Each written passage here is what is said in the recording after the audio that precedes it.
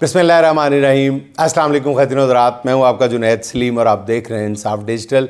नाज़रीन, पाकिस्तान ने गज़ा में अमन के लिए डोनाल्ड ट्रंप की जानिब से बनाए गए बोर्ड ऑफ पीस में बिलाखिर शमूलियत इख्तियार कर ली है और साइनिंग सेरेमनी में हमारे वज़ीर आज़म शहबाज शरीफ साहब बहुत ज़्यादा हंसते मुस्कुराते नज़र आए, खुशी से सरशार नज़र आए। ये तासुर देने की कोशिश करते रहे कि वो सदर ट्रंप के ज़ाती दोस्त हैं। गपशप के मनाज़र नज़र आए, देखने को मिले हमें।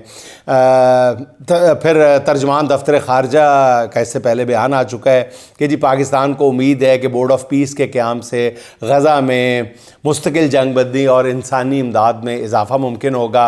हुकूमत पाकिस्तान की नेक नीयती नाज़रीन अपनी जगह, ये बयानात भी अपनी जगह।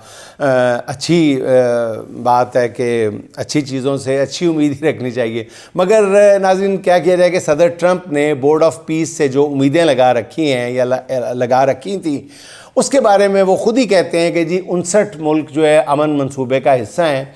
कुछ ममालिक मशरिक़ वस्ता के करीबी नहीं है, वो यहाँ आकर हमास को ख़त्म करेंगे।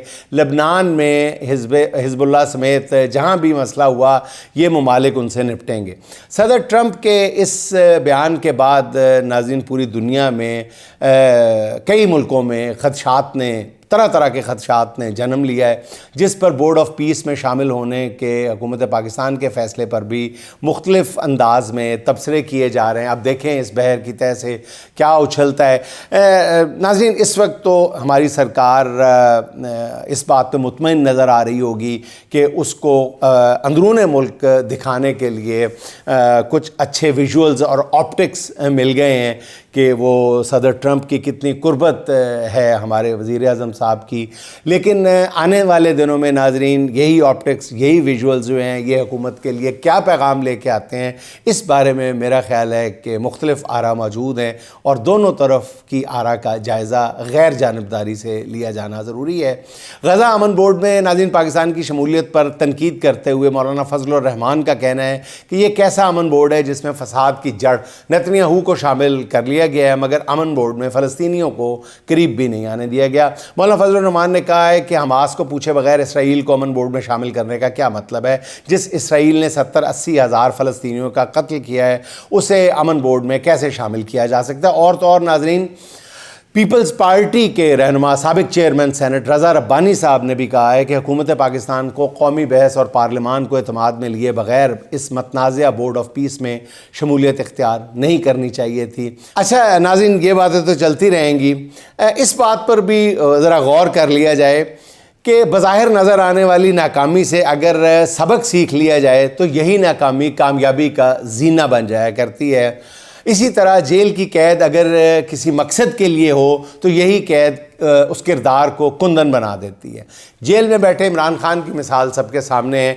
वो सिर्फ जेल में नहीं, कैद तन्हाई का भी शिकार है, हर बुनियादी सहूलत से महरूम है, मगर अपने मकसद के लिए उसने जिस गैर मामूली इस्तकामत का मुज़ाहरा किया है, उसने एक फ़ानी इंसान को जुर्रत के पैकर में ढाल दिया है।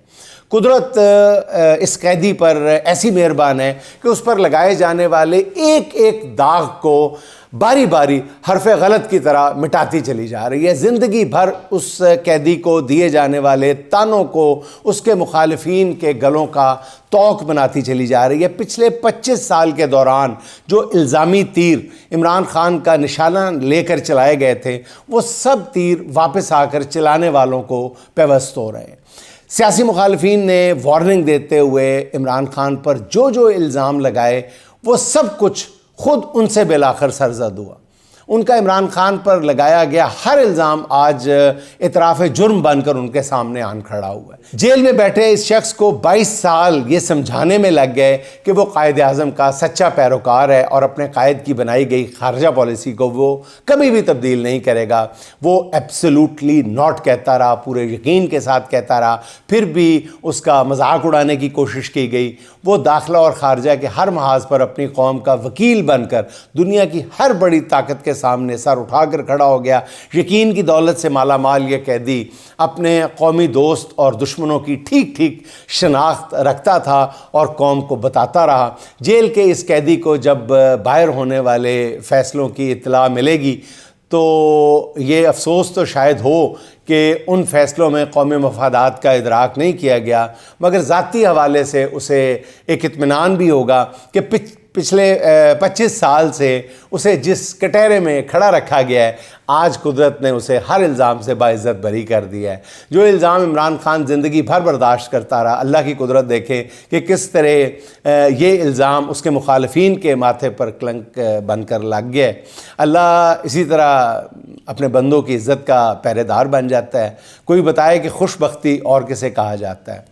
اچھا ناظرین، 2025 کے اقتصادی اعداد و شمار جو چین اور امریکہ کے حوالے سے سامنے آئے ہیں، اس سے پتہ چلتا ہے کہ مستقبل میں کیا ہونے والا ہے اور اس وقت لڑائی کس بات پہ ہو رہی ہے۔ امریکہ کی طرف سے بدترین ٹیرف کے نفاذ کے باوجود چین نے سال 2025 میں ریکارڈ تجارتی سرپلس حاصل کیا ہے۔ گزشتہ سال چین کا کل تجارتی سرپلس 1200 ارب ڈالر رہا ہے، جو تاریخ میں کوئی بھی ملک آج تک اس سے پہلے حاصل نہیں کر پایا۔ چین نے اس ایک سال کے دوران 3700 ارب ڈالر سے زیادہ کی برآمدات کی، جو اس سے پہلے والے سال میں 5.5% زیادہ تھیں اس سے پہلے والے سال کی نسبت۔ چین نے اس ایک سال کے دوران 2580 ارب ڈالر کی برآمدات کی، جو پچھلے سال کے برابر تھی۔ تو برآمدات میں اضافہ اس لیے ہوا، ایکسپورٹس میں اضافہ اس لیے ہوا کہ چین نے امریکی ٹیرف کے بعد برآمدات کے لیے نئی منڈیاں تلاش کیں۔ دوسری طرف امریکی معیشت جو ہے وہ ڈپریشن کا شکار ہے۔ سال 2025 کے دوران امریکہ کا تجارتی خسارہ 1000 ارب ڈالر سے زیادہ رہا۔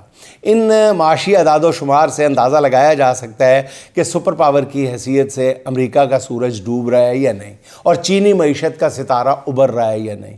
اس موازنے کا مقصد یہ بتانا تھا کہ ہم نے ایک بار پھر اپنے تمام انڈے امریکہ کی ٹوکری میں رکھ دیے ہیں۔ یہ غلطی ماضی میں بھی ہم کئی بار کر چکے ہیں۔ بدقسمتی سے یہاں کوئی غلطیوں سے سبق نہیں سیکھتا۔ ناظرین، میں تو بول کر تھک گیا ہوں، مگر کیا کروں، معیشت کے حالات توقع سے بھی زیادہ خراب ہیں۔ یوں سمجھ لیں صنعت، سرمایہ کاری اور برآمدات کے شعبے میں ہاہاکار مچی ہوئی ہے۔ معاشی جہاز غرق ہو رہا ہے، مے ڈے کی آوازیں آ رہی ہیں۔ وزراء معیشت کی اونچی اڑان کا کورس گا رہے ہیں، کورس میں گیت گا رہے ہیں۔ چند ہی مہینوں میں سینکڑوں ٹیکسٹائل یونٹ، سپننگ میلز اور جننگ فیکٹریاں بند ہو چکی ہیں۔ فورن ڈائریکٹ انویسٹمنٹ تاریخ کی کم ترین سطح پر ہے۔ لوکل انویسٹرز خوف اور غیر یقینی کی کیفیت میں نئی سرمایہ کاری سے پیچھے ہٹتے ہوئے نظر آ رہے ہیں۔ حکومت معیشت میں سب اچھا ہے کہ دعوے کر رہی ہے، مگر ناظرین زمینی حقیقت یہی ہے کہ ملک میں تیزی سے غیر ملکی سرمایہ کاری کا ماحول جو ہے وہ بگڑ رہا ہے۔ کہیں بنتا ہوا ماحول نہیں نظر آ رہا کہیں بھی۔ صنعتیں اور فیکٹریاں جو ہیں وہ خاموش ہیں۔ سرمایہ کار ملک سے باہر جا رہا ہے۔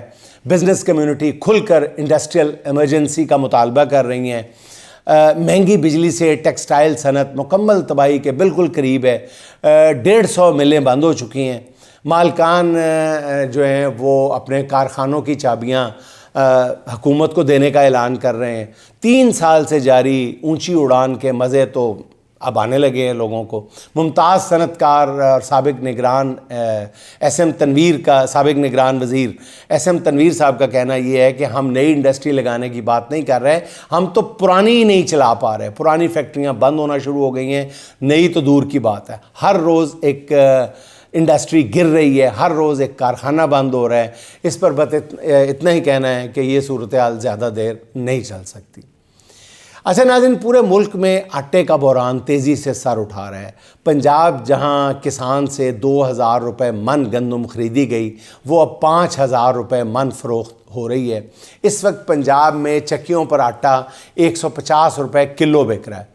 نان بائی ایسوسی ایشن نے روٹی کی قیمت بڑھانے کی دھمکی دے دی ہے، اور یہ پنجاب کے حالات ہیں جہاں ملکی ضرورت کی 80% گندم پیدا ہوتی ہے، مگر دوسری طرف سہیل آفریدی ہیں جنہیں ناتجربہ کار قرار دیا جا رہا ہے۔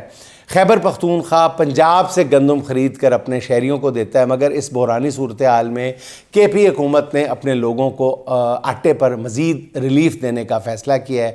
وہاں پہلے لوگوں کو 125 روپے فی کلو آٹا مل رہا تھا، کے پی حکومت نے آٹے پر مزید سبسڈی دینے کا اعلان کیا ہے۔ اب کے پی کے عوام کو آٹا 104 روپے فی کلو ملے گا۔ خیبر پختونخوا کے سرکاری آٹے کے تھیلے پر گرین سٹیمپ بھی لگی ہوئی ہے، تصویر نہیں ہے وزیر اعلیٰ کی اور عمران خان کی۔ اچھا ناظرین، عمران خان کی تصویر سے یاد آیا کہ عمران خان کا ایکس اکاؤنٹ بند کرانے کے لیے 3.5 سال سے کوششیں جاری ہیں، پورا زور لگایا جا رہا ہے۔ اب پی ٹی اے کی جانب سے اسلام آباد ہائی کورٹ میں جمع کرائی گئی درخواست میں اہم انکشافات سامنے آئے ہیں، جس کے مطابق پاکستان ٹیلی کمیونیکیشن اتھارٹی یعنی پی ٹی اے نے سب سے پہلے 21 اگست 2022 کو عمران خان کا اکاؤنٹ بند کرنے کے لیے ایکس کو لکھا تھا، مگر کوئی مثبت جواب نہیں آیا۔ تو پھر توشہ خانہ، سائفر اور عدت کیس کی سزاؤں کا حوالہ دے کر 18 اپریل 2024 کو عمران خان کا اکاؤنٹ بند کرنے کی دوبارہ درخواست کی، مگر اس کا بھی کوئی جواب نہیں آیا۔ پھر 27 نومبر 2025 کو 46 ٹویٹس کے یو آر ایلز بلاک کرنے کے لیے ایکس انتظامیہ کو بھیجے گئے، یعنی ٹویٹر انتظامیہ کو بھیجے گئے، جن میں سے 46 پوسٹوں سے متعلق درخواست ایکس نے باقاعدہ مسترد کر دی اور عمران خان کی صرف ایک پوسٹ بلاک کی۔ یہ سب دیکھ کر مجھے لگا کہ یہ سب ناظرین مشکلہ حاصل ہے۔ فرض کریں اگر ٹویٹر انتظامیہ پی ٹی اے کی درخواست منظور کر بھی لے، پھر بھی کیا ہوگا؟ عمران خان کا ایک اکاؤنٹ بلاک ہونے سے کیا فرق پڑ جائے گا؟ عمران خان کا فیس بک پر بھی اکاؤنٹ ہے، لوگ اسے توجہ سے فالو کرنے لگیں گے۔ فرض کریں فیس بک والا اکاؤنٹ بھی بند ہو جائے گا، تب کیا ہو جائے گا؟ تحریک انصاف عمران خان کے نام سے، قیدی نمبر 804 کے نام سے یا کسی بھی نام سے عمران خان کا ایک اور اکاؤنٹ بنا لے گی، اور راتوں رات پوری دنیا سے لوگ اس کسی بھی نئے اکاؤنٹ کو اسی رفتار سے فالو کرنے لگیں گے۔ اس لیے یہ میں تو کہوں گا کہ یہ مشکلہ حاصل ہی ہے، اس پر وقت ضائع کرنے کی بجائے کوئی نیا طریقہ ڈھونڈا جائے اس آواز کو خاموش کروانے کے لیے۔ عمران خان کا اکاؤنٹ بلاک کرنے سے بہتر ہے کہ ناظرین سیدھی بات ہے عمران خان سے بات کر لی جائے۔ اچھا ناظرین، گزشتہ 2 روز سے سوشل میڈیا پہ ایک ہی خبر گردش کرتی ہوئی نظر آ رہی ہے، اور وہ ہے ایمان مزاری اور ہادی علی چٹھا۔ ایمان مزاری اور ہادی چٹھا کی گرفتاری ریاست کے لیے یوں لگتا ہے کہ مسئلہ نمبر 1 بن چکی ہے، سب سے بڑا مسئلہ بن چکی ہے، مہنگائی سے بھی بڑا مسئلہ، معیشت سے بھی بڑا مسئلہ۔ دونوں میاں بیوی ایک کیس میں ضمانت کراتے ہیں تو مزید کیس جو ہیں وہ ایف آئی آر مزید کسی کیس کی ایف آئی آر نکال کے جھاڑ پونچھ کے سامنے رکھ دی جاتی ہے۔ یہ تماشا عدالتوں کے سامنے ہو رہا ہے ناظرین، افسوسناک بات یہ ہے۔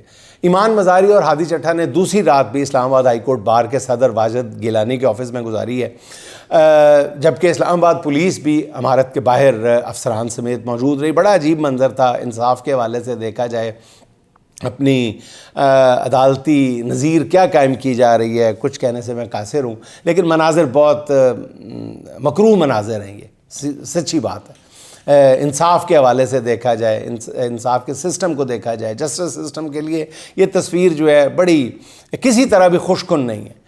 ایمان مزاری ہائی کورٹ کو درخواست دے چکی ہے کہ حکومت سے ان کے خلاف درج ہونے والے تمام مقدمات کا ریکارڈ طلب کیا جائے اور تمام مقدمات میں حفاظتی ضمانت دی جائے، مگر ہائی کورٹ کے ججز بھی بڑا باریک کھیل کھیل رہے ہیں، جو صرف ایک کیس میں ضمانت تو دے دیتے ہیں مگر مکمل طور پر حفاظتی ضمانت دینے کو تیار نظر نہیں آ رہے۔ یہ سب ایمان مزاری اور ہادی چٹھا کے ساتھ ہو رہا ہے، جن کا انسانی حقوق سے متعلق پاکستان میں نہیں عالمی سطح پر بھی ایک نام ہے۔ صرف یہ سوچیں کہ انصاف کے اصول کے لیے پھر ایک عام آدمی کے ساتھ کیا ہو رہا ہوگا اور کیا ہو سکتا ہے۔ اچھا ناظرین، ایک اور جانب بات ضرور کرنا چاہوں گا میں۔ مشہور کہاوت ہے کہ ایک بات بنی ہوئی ہے، آپ نے بھی سنی ہوگی، کہ ایک چودھری صاحب جو ہیں گاؤں کے، وہ اپنے ڈیرے پر بیٹھے پنچایت میں فیصلہ کر رہے ہوتے ہیں کہ گاؤں کا ایک شخص جو ہے وہ دوڑا دوڑا آتا ہے اور بھری محفل میں چیخ چیخ کر بتانے لگتا ہے کہ چودھری صاحب، گاؤں کا فلاں فلاں بندہ بسوں والے اڈے پر آپ کو فلاں فلاں ماں بہن کی گالیاں دے رہا تھا، فلاں گالی دے رہا تھا، فلاں گالی دے رہا تھا، وہ یہ بھی کہہ رہا تھا، وہ بھی کہہ رہا تھا۔ چودھری بڑا ہوشیار اور زیرک آدمی تھا، اس نے یہ پیغام دینے والے شخص کو پکڑا اور کہا کہ اس کو جوتے مارو۔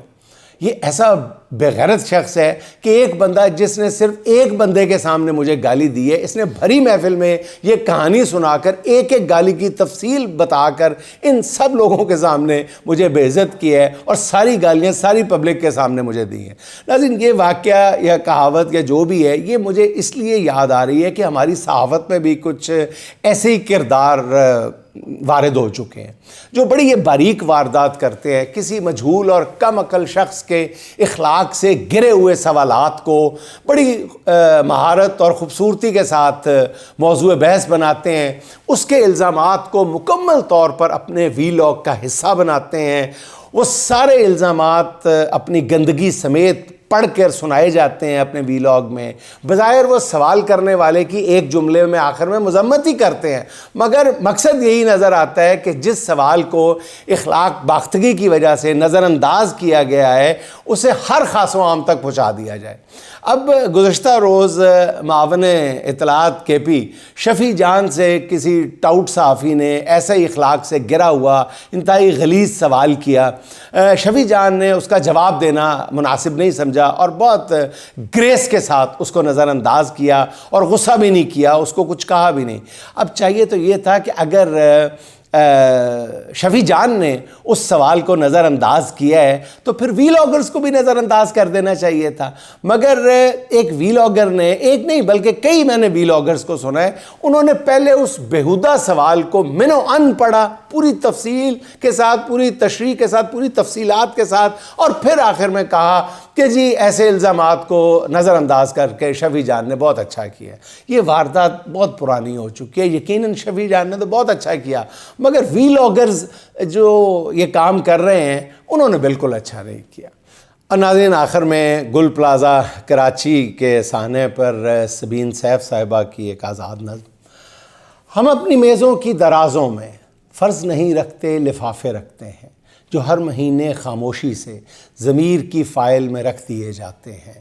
عمارت گرے یا جل کر راکھ ہو جائے، ہمیں اس سے کیا، ہم تو صرف منظور شدہ نقشے دیکھتے ہیں جن میں انسان کا قد کبھی ناپا ہی نہیں گیا۔ جو بدن آگ سے گزر چکے وہ ہمارے کاغذوں پر نام نہیں بنتے، صرف ایک لفظ رہ جاتے ہیں۔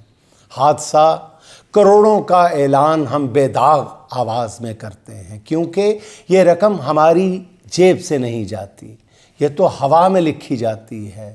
ہم کیسے دیں بغیر جھلسے ہوئے آدمی کو 2000 جب اس نے ہمیں کچھ نہیں دیا سوائے جلتی ہوئی خاموشی کے؟ ہم منصب کا فرض کیسے ادا کریں جب رشوت ہر مہینے ہمیں اپنی پناہ میں لے لیتی ہے اور ہم سچ سے پہلے دستخط کر دیتے ہیں۔ ناظرین، خوش رہیں، خوش رکھیں، آپ سے ملاقات ہوگی انشاءاللہ اگلے ولاگ میں۔ اللہ حافظ۔